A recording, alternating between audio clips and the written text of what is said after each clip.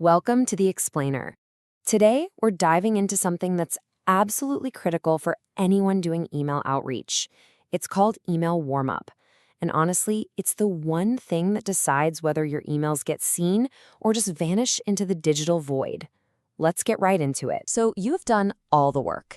You've written the perfect email, you've built a killer list, you hit send, and then crickets. Nothing. It is maybe one of the most frustrating feelings out there. But what if I told you the problem probably isn't your email copy? It's what happens behind the scenes before you even send it. Here's how we're going to break it all down. First, we'll talk about the silent killer of campaigns, the spam folder. Then I'm going to give you a clear 4-phase plan to follow. We'll also cover the big mistakes you have to avoid and wrap up with what comes next to turn all this effort into actual results. So let's get to the heart of it. Why do great emails fail? Well, there's a problem that works against you in the background, making sure your best work never even gets a chance to be read.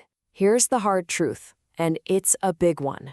You could have the most persuasive, most brilliantly written email in the world, but it means absolutely nothing if it lands in the spam folder.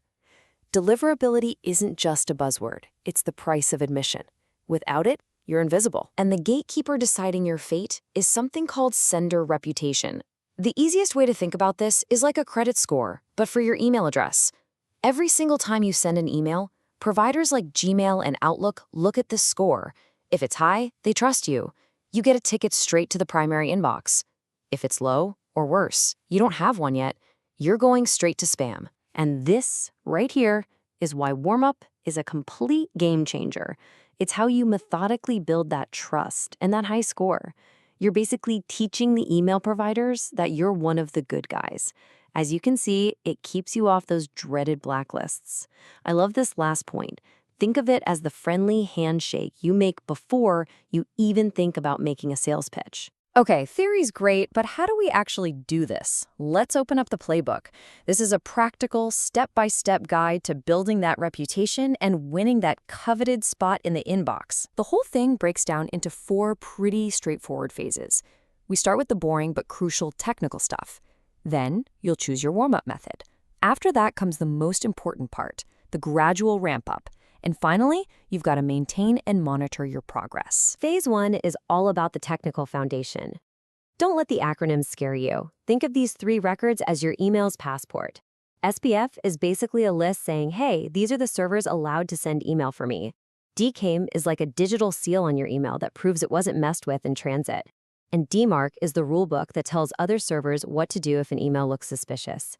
You have to get this right. It's step 1 for a reason. All right, next up, you have a choice to make. You can go the manual route or the automated one. Manual is exactly what it sounds like. You email your friends and coworkers and ask them to reply. It's free, which is great, but it's incredibly slow and almost impossible to scale. For anyone who's serious about outreach, automated tools are the way to go.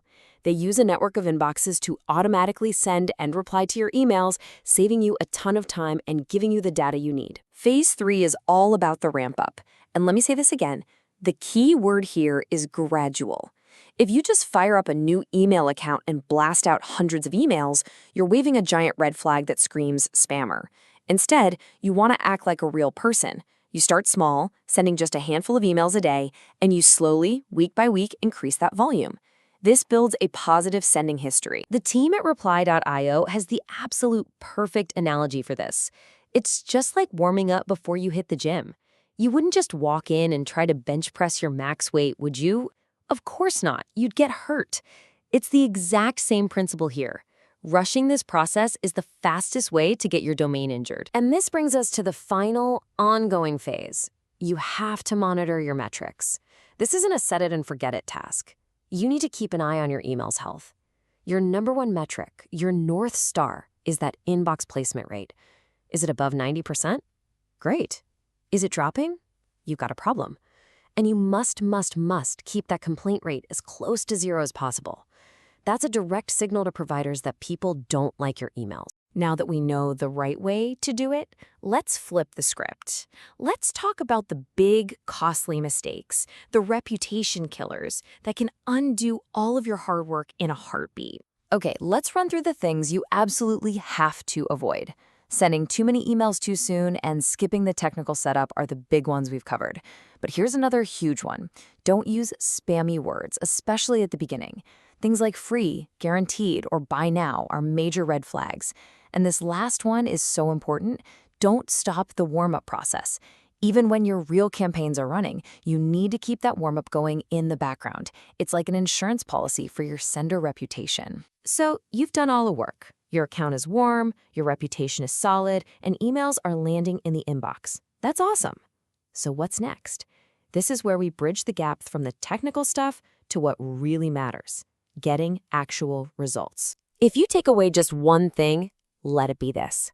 Warming up your email gets you in the door. It earns you the right to be heard. But it's your great content, your valuable message, that actually starts a real conversation. So once that inbox is warm, your job shifts. You move from worrying about technical health to focusing on smart outreach. That means things like segmenting your lists so the message is relevant, and verifying every single email so your bounce rate stays low. And of course, now it's all about crafting personalized copy that provides real value. And what's that last point?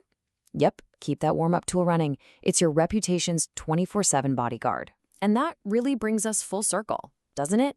Getting your email delivered is a massive victory, but it's only the first half of the game. You've earned the keys to the inbox. Now the real question is your message actually ready to make an impact when it gets there? Thanks for watching The Explainer.